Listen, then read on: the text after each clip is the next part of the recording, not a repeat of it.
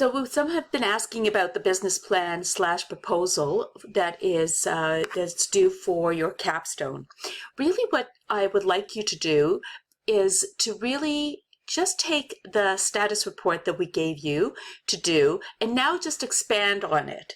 So the kinds of things that you would want to put into the business proposal is a little bit of background or the business plan, a little bit of background on the company that you're dealing with, how long they've been around, who are some of the founders, what are some of their successes, and so on.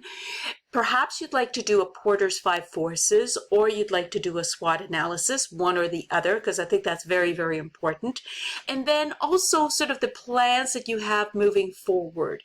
So that's really what you should be putting into the business plan at this point, and the proposal.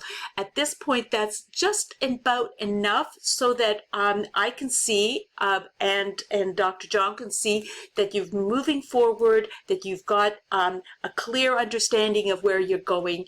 And as you can see from the examples that I have posted for you in the on the announcements, so that you can see exactly sort of what it's going to look like at the end. You just need to do a small portion of that for now. Again, really, it's just there so that everybody can be on the same page and we can see that you're moving forward with the project.